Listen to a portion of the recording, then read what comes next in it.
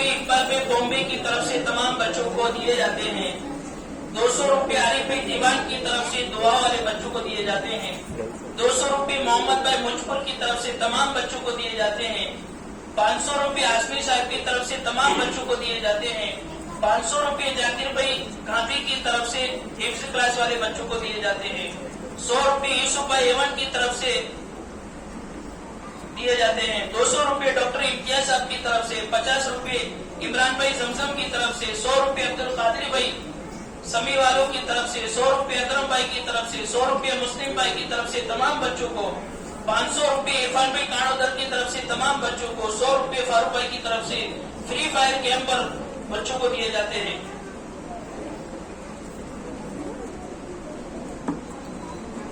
500 روپے عبداللطیف بھائی کی طرف سے تینوں مدرس کو دیے جاتے ہیں. اللہ تعالیٰ ان کی جان میں مال میں عزت و آبرو میں برکت عطا فرمائے.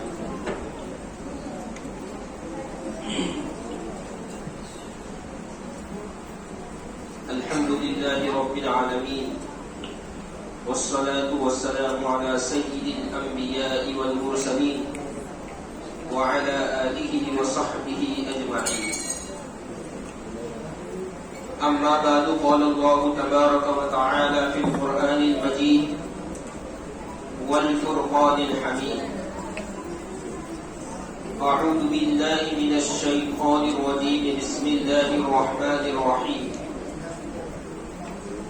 ربنا تقبل منا إنك أنت السميع العليم ربنا واجعلنا مسلمين لك ومن ذريتنا أمة مسلمة لك وأرنا مناسكنا وتب علينا إنك أنت التواب الرحيم. صدق الله العظيم. وقد قال النبي صلى الله عليه وسلم طلب العلم فريضة على كل مسلم وفي رواية وفي كل مسلم أو ومسلمة أو كما قال عليه الصلاة والسلام. حضرات علماء کرام و مہمانان اعظام اور عزیز بچوں،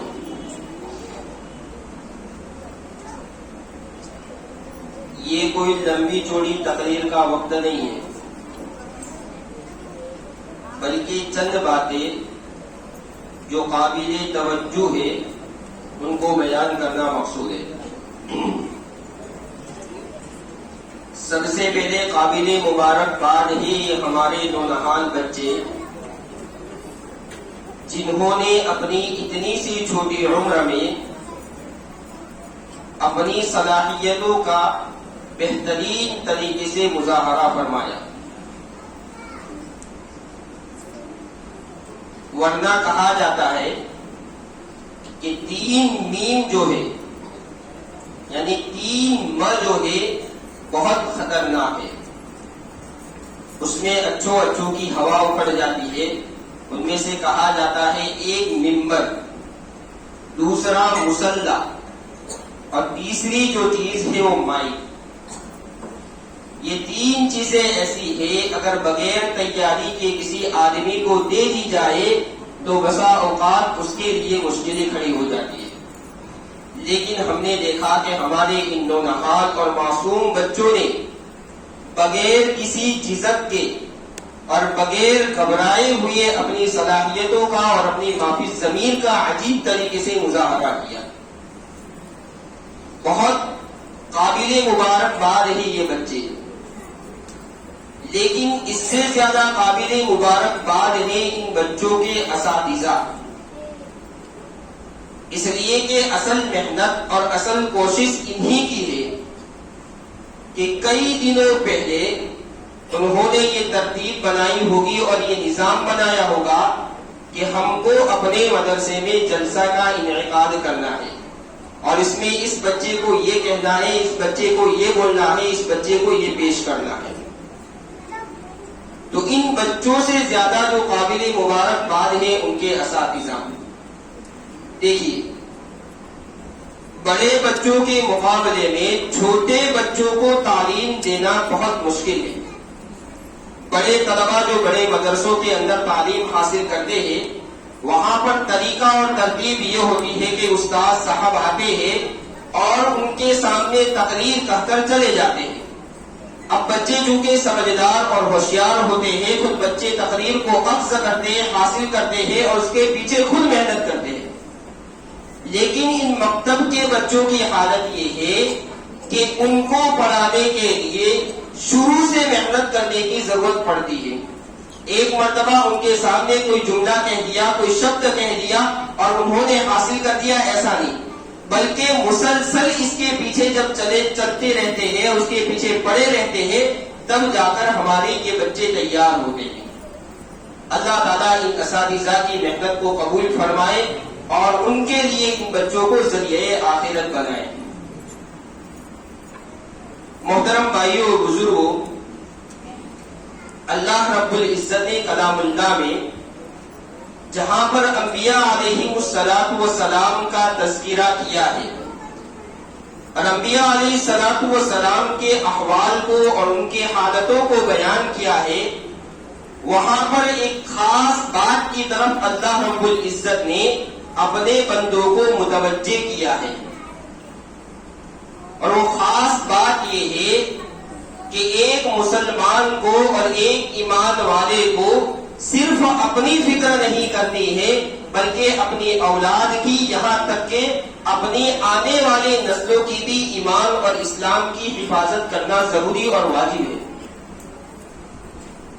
اگر کوئی انسان یہ سمجھے کہ میں تو ایمان والا ہوں، میں نماز پڑھتا ہوں، رمضان المبارک کا مہینہ جب آتا ہے تو میں روزہ رکھ لیتا ہوں، اللہ نے مجھے مال دیا ہے تو میں زکوٰۃ ادا کر دیتا ہوں، مجھے اگر وسعت ملتی ہے تو میں حج کر دیتا ہوں، میرے پاس اگر مال ہے تو میں اپنی ضرورت مندوں کو دے دیتا ہوں، یہ میرے لیے کافی ہے، تو یہ بہت بڑے دھوکے میں ہے۔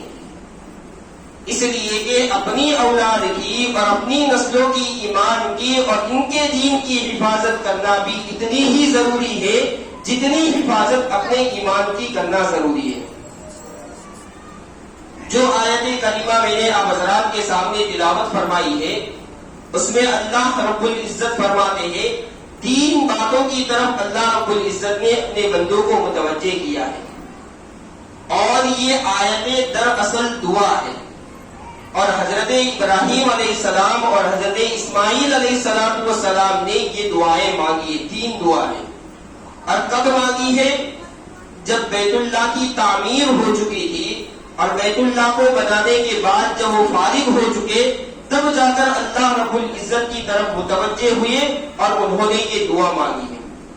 پہلی دعا دونوں انبیاء علیہ السلام نے جو مانگی یہ ہے، ربنا تقبل منا، یہ اللہ رب العزت ہماری اس محنت کو اور کوشش کو تو اپنی بارگاہ میں قبول فرما، یعنی ہم نے جو تیری توفیق سے اس بیت اللہ کو کھڑا کیا ہے اور بیت اللہ کو بنایا ہے، تو اس کو ہماری طرف سے قبول فرما۔ اس سے اس بات کی طرف اللہ رب العزت نے بندوں کو متوجہ کیا کہ جب بھی کوئی مومن کوئی عمل کرے یا کوئی نیک کام کرے تو اس کام پر اس کو تکبر اور گھمنڈ نہ ہو، بلکہ اللہ رب العزت کی طرف متوجہ ہو کر یہ کہے کہ اللہ کو اپنی بارگاہ میں اس کو قبول فرما۔ نیک اعمال کر کے اور نیک عمل کر کے وہ متوجہ نہ ہو جائے میں نے نماز پڑھ لی اور اللہ کے بارگاہ میں یہ قبول ہی ہو جائے گی، ایسا نہیں، بلکہ اللہ رب العزت سے یہ امید کرتے ہوئے دعا بھی کرے کہ میرے جو ٹوٹے پھوٹے اعمال ہیں اللہ اپنی بارگاہ میں اپنی توفیق سے قبول فرما۔ ایک دعا تو انبیاء علیہ السلام دونوں نبی ہے اور نبی اللہ کی جانب سے معصوم ہوتے ہیں، اس کے باوجود اپنے نیک عمل جو بیت اللہ کو انہوں نے کھڑا کیا ہے اس کی قبولیت کی دعا جو اللہ رب العزت سے مانگتے ہیں۔ دوسری بات انہوں نے ربنا وجعلنا مسلمین لک، اللہ رب العزت سے یہ دعا انہوں نے فرمائی ہے، یہ اللہ تو ہم کو اپنا فرما بردار اور تابع دار بنا دے۔ ہم سب اچھی طرح سے جانتے ہیں کہ نبی سے زیادہ معصوم اور نبی سے زیادہ اللہ رب العزت کا فرما بردار کوئی ہو نہیں سکتا، پھر بھی اس کے باوجود اپنے فرما برداری کی اور اپنے تابع داری کی اللہ رب العزت سے دعا مانگتے ہیں، اپنے لیے نہیں بلکہ امت کو سبق دینے کے لیے کہ اللہ رب العزت کے فرما بردار بننے کے لیے اللہ رب العزت سے دعا مانگی جائے۔ تیسری بات جس کی طرف توجہ دلانا مقصود ہے اور آج کے دن کی مناسبت سے یہ وہ دعا ہے، انہوں نے اللہ رب العزت سے تیسری دعا یہ کی، ربنا وجعلنا مسلمین لک ومن ذریتنا امۃ مسلمۃ لک۔ دو دعائیں انہوں نے اپنے لیے مانگی، اپنے عمل خیر کی اللہ سے کو اللہ کے دربار میں قبول کرانے کی، اور دوسری بات اپنے اللہ رب العزت سے فرما بردار ہونے کی، اور تیسری دعا جو انہوں نے مانگی ہے وہ اپنے امت کے لیے مانگی ہے، اپنے بعد آنے والے بندوں کے لیے مانگی۔ یعنی اس سے پتہ یہ چلتا ہے کہ انسان اپنے عمل کی فکر تو کرے، اس کے ساتھ ساتھ اپنے آنے والی نسل کی حفاظت، دین کی حفاظت کی بھی فکر کرنا اس کے لیے اتنا ہی ضروری ہے۔ اسی لیے تو انبیاء علیہ السلام کا جہاں جہاں پر اللہ رب العزت نے تذکرہ کیا ہے وہاں پر ان کی فکر کے ساتھ ساتھ انبیاء علیہ السلام کو اپنی امت کی بھی فکر دلائی ہے، بلکہ اپنی فکر سے زیادہ ان کو اپنی امت کی فکر نہیں ہے۔ اور ہم سب اچھی طرح سے جانتے ہیں کہ دین کی حفاظت کے جو قلعے ہیں، جہاں پر دین کو محفوظ کیا جاتا ہے، ان میں ایک اہم کردار مکاتب قرآنیہ اور مدارس دینیہ بھی ہے۔ الحمدللہ ثم الحمدللہ ہمارے ملک ہندوستان میں اور خصوصاً ہمارے صوبہ گجرات میں تو مکاتب کا ایک منظم طریقہ چل رہا ہے کہ جس کے تحت بچے آتے ہیں اور اپنی تعلیم حاصل کر کے چلے جاتے، جن کی وجہ سے وہ بنیادی تعلیم حاصل کر دیتے ہیں۔ ورنہ کہا جاتا ہے کہ جہاں جہاں پر بھی ایمان کو ختم کیا گیا ہے اور مسلمانوں سے ان کے دین کو سلب کیا ہے، تو سب سے پہلے اگر حملہ ہوا ہے تو ان نونہال بچوں کی تعلیم پر ہوا ہے۔ جہاں کہیں بھی دشمنان اسلام نے اسلام کو ختم کرنے کی کوشش کی ہے تو وہاں پر سب سے پہلا ان کا حربہ اور حملہ ہوا ہے تو ان مدارس کو بند کرانے کی اور ان مکاتب قرآنیہ پر پابندی لگا کر دی ہے۔ اسپین اور روس کے حالات آپ نے پڑھے ہوں گے کہ وہاں پر سب سے پہلے زمانے کے اندر اسلام کی شان و شوکت تھی اور اسلام ہر طرف چاروں طرف پھیلا ہوا تھا، لیکن وہاں پر جب عیسائی قوم آئی اور انہوں نے عیسائی قوم نے آنے کے بعد اسلام کو جو مسخ کرنا اور ختم کرنا شروع کیا ہے تو سب سے پہلا ان کا حملہ یہ مکاتب قرآنیہ تھا اور مدارس دینیہ۔ سب سے پہلے انہوں نے اس پر پابندی لگائی اور اس کو بند کر دیا اور وہ اپنی اس کوشش کے اندر کامیاب ہو گئے۔ کہا جاتا ہے ان کے بچوں کو یعنی وہاں کے بچوں کو اگر تعلیم حاصل کرنی ہوتی تھی تو تعلیم حاصل کرنے کا جو ذریعہ ہوتا تھا وہ اپنے گھروں کے اندر چھپ چھپ کر تعلیم حاصل کرتے تھے۔ یہاں تک کہ اگر کوئی کسی کے پاس نوکری کرتا تھا تو نوکری کر جانے کی نوکری کے بہانے سے جاتے تھے اور نوکری بھی کرتے تھے اور وہاں پر علم بھی حاصل کرتے تھے۔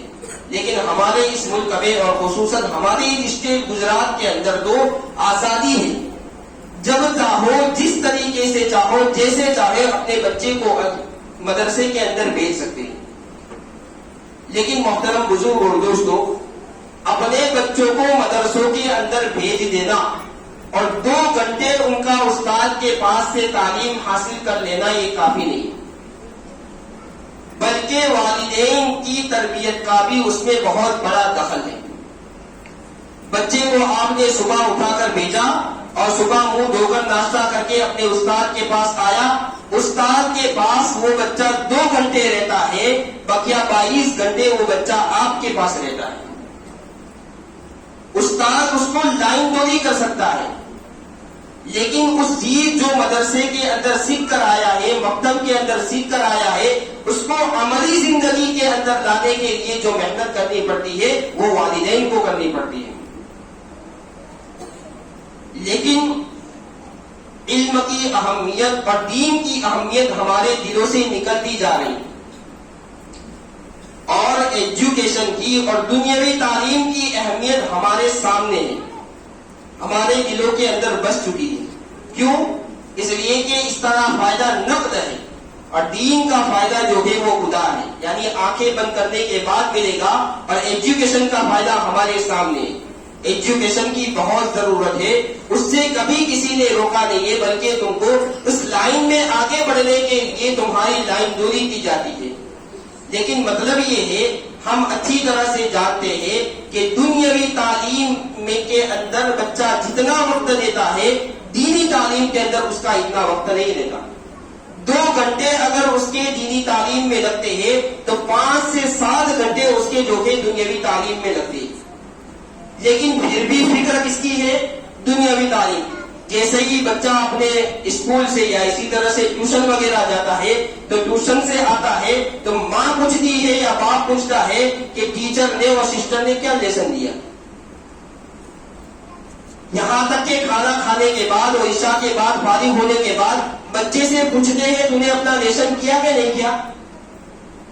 اگر نہیں کیا ہے تو اس کو زبردستی کر کے مار جھوڑ کر کے بٹھاتے ہیں، اس کو لیسن کرواتے ہیں. یہ ہو گیا. اس کے بعد جب صبح اٹھ کر بچہ اسکول جانے لگتا ہے تو ماں جو ہے اس کے جاتے جاتے پوچھتی ہے کہ بیٹا لیسن تو کر لیا ہے نا. اتنی فکر. گھر میں داخل ہوا فوراً پوچھا کیا لیسن کیا. گھر میں بیٹھا ہے، فارغ ہونے کے بعد لیسن کروانے زبردستی بٹھایا، اور جاتے جاتے بھی وہ فکر کر رہا ہے بیٹا تم نے لیسن کر لیا یا نہیں کر لیا. لیکن اسی کو اگر دین کے بارے میں دیکھا جائے تو نعوذ باللہ ماشاء اللہ بعض والدین ہیں جو اپنے دین کی فکر کرتے ہیں، لیکن اکثر طبقہ ایسا ہے اور اکثر لوگ ایسے ہیں کبھی کسی نے اپنے بیٹے سے نہیں پوچھا بیٹا مول صاحب نے کیا سبق دیا، مول صاحب نے جو کام کیا ہے وہ پورا کیا یا نہیں، اپنا سبق یاد کر لیا یا نہیں. کوئی توجہ نہیں. کیوں؟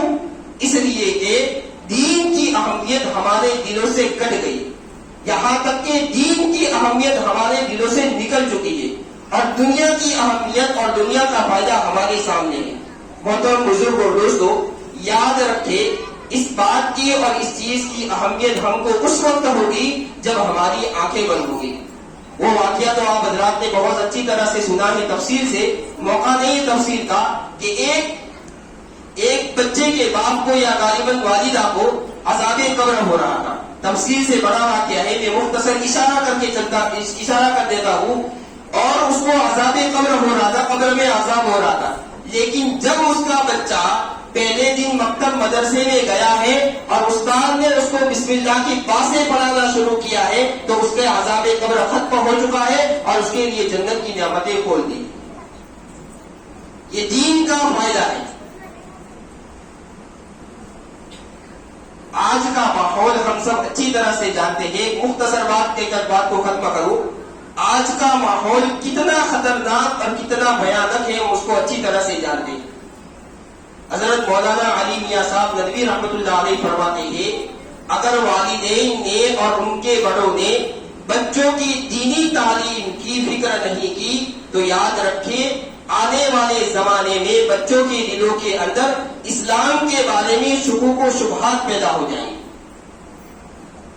مولانا خود فرماتے ہیں کہ بچے کا جو دل ہوتا ہے جب پہلے دن وہ پڑھنے جاتا ہے ایسا ہوتا ہے جیسا کہ کوری سرے. اب کوری سند کے اندر تم جو لکھنا چاہو گے اس کو لکھ سکتے ہو. اسی طریقے سے بچہ جب ابتدائی حالت میں ہوتا ہے، بچپنے میں ہوتا ہے، جیسا تم سکھلاؤ گے اور جیسی تربیت کرو گے اس کی ایسی ہی تربیت ہو سکتی ہے.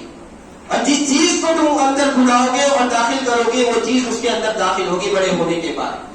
آپ یوں کہہ کر چھوڑ دیں بیچارہ بچہ ہے، اس کے کھیلنے کی عمر ہے، اس کے گھومنے پھرنے کی عمر ہے، تو یاد رکھے کل بڑا ہو کر آپ کا فرما بردار بنے، آپ کا تابع دار بنے، آپ کی بات مانے بھول جائے. اگر تربیت کرنی ہے شروع سے کریں. یہی ان دو نہالوں کو تربیت کرنے کا وقت ہے. دوسری بات یہ ہے کہ اگر بچے کو اپنا فرما بردار بنانا چاہتے ہو تو بچے کو دینی تعلیم دے.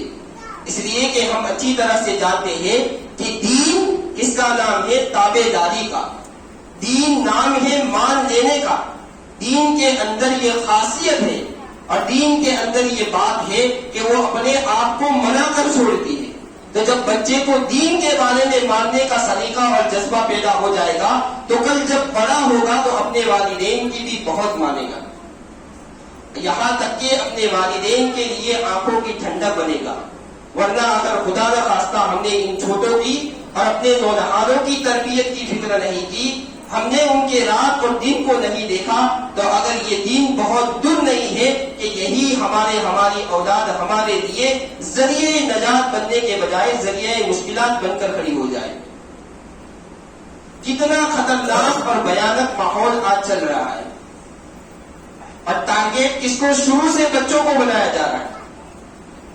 آپ یاد رکھیں کہ بچہ جب اسکول کے اندر جاتا ہے وہ کس ماحول میں رہتا ہے.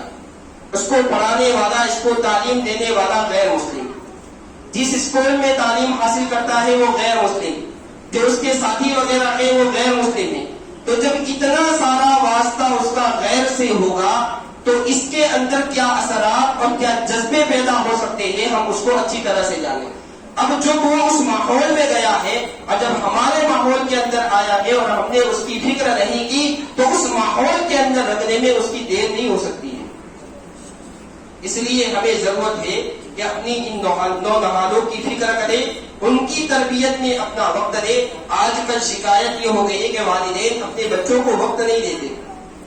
دوسری ضروریات پورا کرنے کے لیے ان کے پاس وقت اور اوقات ہے، لیکن اپنے بچوں کو دینے کے لیے ان کے پاس وقت نہیں. گھر پہ آئے، ضرورت پوری کی، کھانا کھایا، پھر بازار چلے گئے، لیکن اپنے بچوں کو بٹھا کر 5 منٹ پیار کی اور محبت کی بات نہیں کر سکتے. یاد رکھیے یہ 5 یا 10 منٹ اگر ان کے ساتھ پیار کے ساتھ آپ نے محبت کی اور ان کی تربیت میں لگایا تو یہی بچہ کل تمہارے بڑے اور بوڑھے ہو جانے کے بعد تمہاری آنکھوں کا تارا اور تمہاری آنکھوں کی ٹھنڈک بن سکتا ہے. اس لیے آخری بات یہ ہے کہ ہم یہ ارادہ کریں اور یہ عزم کریں کہ آئندہ ہم سے جو کوتاہی ہو چکی ہے وہ اللہ معاف کرے. آئندہ ہم یہ فکر کریں گے کہ ہمارے اولاد کی تربیت کریں گے اور ان کو دینی ماحول میں لانے کی کوشش کریں گے. اللہ رب العزت عمل کی توفیق عطا فرمائے. وآخر دعوانا الحمدللہ رب العالمین.